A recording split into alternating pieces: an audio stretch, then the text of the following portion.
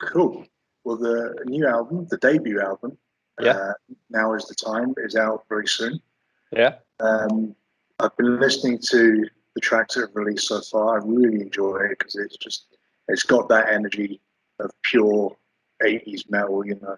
And I don't think I've given any signs that I'm a fan of that kind of music. But but no, it's really, really good, high energy music. Thanks a lot. How did you feel you were able to take that spirit from the 80s and translate it to modern day? I don't know really. I think it's the music that formed me as I grew up as a kid, and I think it's. I found out it's pretty natural. If I don't think I have to write this or this genre, this is the thing that comes out naturally. Yeah. So I think I'm so heavily influenced by the music. It's pure from the heart. It's not I gotta do this or make it sound like this. It's just pops out from my head. Yeah. No, I think that's why it comes across so well, is that it's very clearly a natural thing, as opposed to there's a lot of kind of retro bands now that are just copying Iron Maiden or Saxon or whatever. Yeah. Whereas Perpetual Etude has got this energy of its own, you know, it's got its own identity, but it's very clearly influenced by a certain time of music. As for the album itself, obviously Now Is the Time is a great title for a debut album. What does the title mean to you? It was from the beginning. It was. It all started out like a smaller project because I always like sit down or play guitar and write songs and I got a bunch of songs that did not suit to any of the other bands.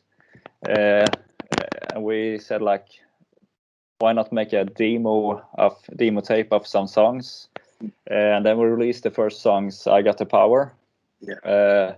And after that we got contacted by 2 labels and we signed with the Sound Pollution Black Lodge Records, and I just felt maybe this is the time to do something with all the songs because I got a lot of songs on my on my computer that never seen the daylight. But this time I think, why not do something about this? And it all became very clear, like now is the time to do. So it's all felt pretty natural. Yeah.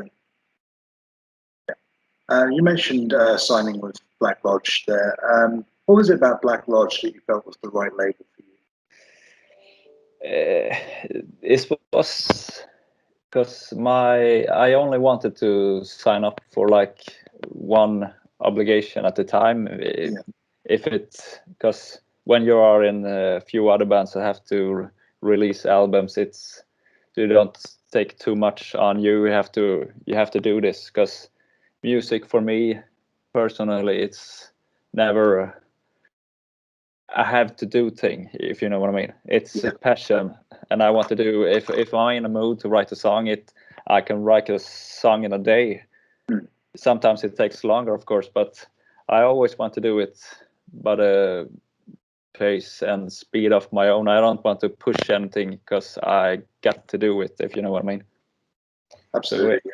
So it felt like perfect deal for both us and Black Lodge, because we're a brand new band, and they never know if do people like this or anything. So we said after the response, after we put out the first music video of I Got the Power, it just felt natural that hey, people may like this.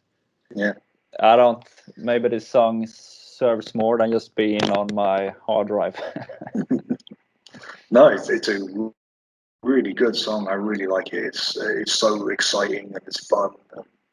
You know, it's that really cool thing where like a lot of metal bands nowadays, they think that to be fun, you have to be funny, and it's not always the case. You know, whereas this is serious heavy metal, but there's no way that you can hear this live and not smile. You know? Thanks a lot. Yeah, sure. It's deadly serious. I never thought of the music to be like nostalgic or something like that. I have to write in that genre to be like bring all the elements back, because we look like any other band on stage, I think, and I don't want to bring everything back. It's just that the music that came out from the heart when I'm writing it's that kind of music. So we felt like, why not bring some of that music back? Because I miss it a lot. There's always some bands that release new good things, but we don't want to do it in any way. It will be like an honor for the genre. It's our music, and that's how we write. Absolutely, great. Thanks. No worries. Well, as well as I've Got the Power, you've done 2 lyric videos as well for Once We Were One and Show Me. Yeah. These are both as well. They're really, really cool songs. They're very different from each other, and they're very different from I've Got the Power as well. Yeah. But it all comes together very well, you know. Like if you like one song, then you'll like the other for sure. And but what was it about these 2 songs that you felt were should be chosen from the album to be released as singles? My thought about it is they are pretty wide in spectra of the sound and the feel of the sound. Yeah. So I thought it must be a good idea to show the whole width of the album. So it's not just release 2 songs that sounds the same, because all the songs on the album is written by the feeling I was in that time I was writing them. So it's all in the same sphere or spectrum of the music, but all the songs is very personal, and I thought these 2 songs is the most widest apart to show the listeners, because we are a brand new band. Nobody knows about us, and I thought maybe if we show up 2 different songs, maybe you can attract people from there and here. So but I don't know, it was only a thought. Oh, that's cool. And obviously I've Got the Power is on there as well. That's the opening track. Yeah. I think there's only 8 songs on the album, am I right? Yeah, it's only 8 songs. We had a few more songs, but I felt like I don't want to put on too many songs on an album just to make a number of many songs, because the most important thing for me was to make an album that felt solid, and you can listen to all the songs straight through without getting like, it sounds almost like the first one, or it's similar to that one. Because I know sometimes when you bought a record from when you were smaller, and it was like there was like 3 cool songs and the rest was okay and sounded like almost the same. Yeah. And I saw out a couple of songs because I thought I liked the variety, and I wanted a record that was wide enough and no songs that were similar to each other, but they're all, I promise this, they're all in the same spectrum of 80s heavy metal, hard rock. So as for the recording itself, obviously, like you say, you've written the songs, they're all on your computer and everything. But obviously, as a band, you have to kind of come together. Was it a very kind of straightforward case that were you able to get into the studio, or was this all done file sharing, that kind of thing? I write all the songs at home, like you sitting in front of the computer and you like clicking in the drums for the demo, like MIDI. But I never want to have MIDI drums on a record. So on the first 6 songs, when we booked the studio in, I think it was January, in the beginning of January 2020 or 2019, and the time went by so fast.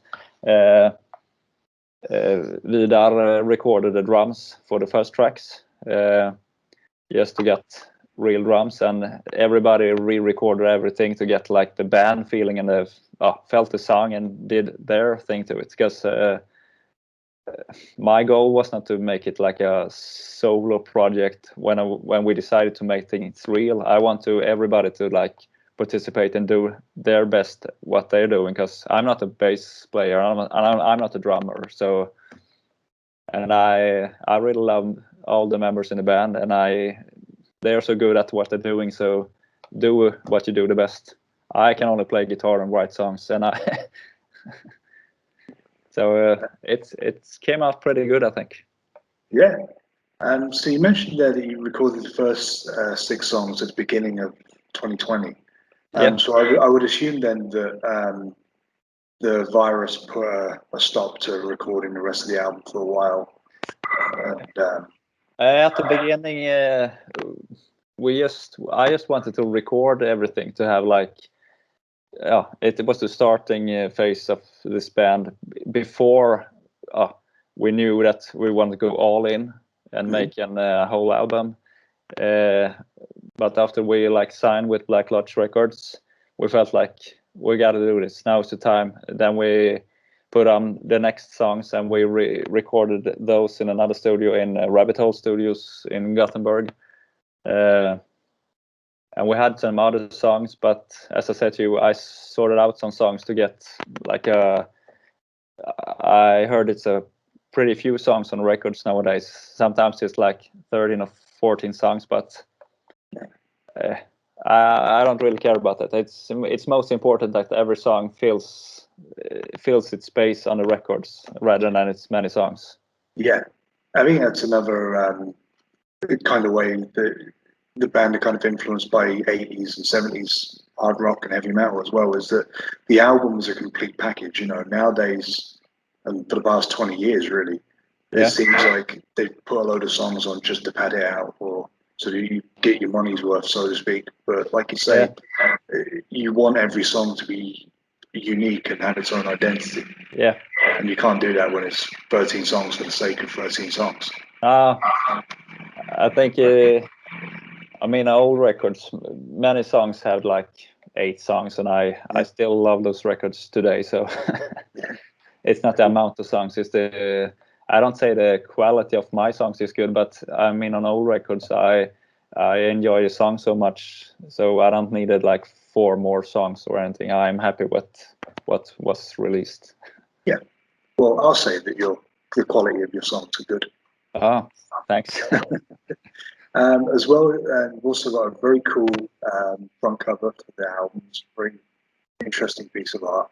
Oh yeah, it's the artist Gustavo Sanchez. He's very talented. How did you come into contact with Gustavo? I was like, hey man, I need a cover art for an album, and I looked up the artist from covers I really liked. And nowadays on Facebook you can like contact anybody, in good or bad. and he answered, and he's like, yeah, sure, I can fix it. So I told him my idea about an album. I said I sent over some old records he made. I want this atmosphere, and I want like an hourglass in the middle that is broken, and from that broken hourglass there comes out like good and bad memories. And he said like, what the hell, man, I'll do my best. and after some months he sent over the first he sent over the cover, and it was like, oh shit, this is stunning.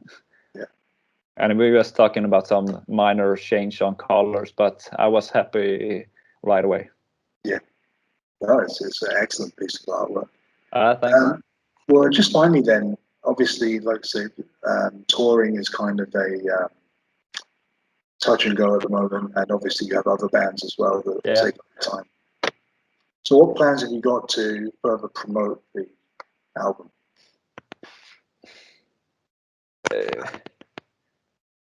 I really want to come out and play, because I think it's the best promotion to come out and meet the people who listen to your music. Yeah. Because it's the same for me. If it's something I really like to listen to, I want to see them live, to like connect with them live, because music on records and listening to on your mobile, it's one thing, but see a band live is like everything. It's been so in other bands too, like in Air Raid, we always like to go out and meet the fans for the band and like do what we can do for them. So I think it's the least you can do as a band to get your ass from the sofa and go out and play. Good. Well, hopefully when that happens, you'll be able to come over to the UK and maybe hopefully the USA and Canada as well. That'd be great. Yeah, that would be awesome. I'll go any day. Well, thank you very much for taking the time to speak to me today, Magnus. I really do appreciate it. Yeah. And, Thanks a lot. And thank you, Oliver. It was a pleasant to talk to you. Thank you very much, you too. That's all I'm going to get. Thanks. Bye-bye.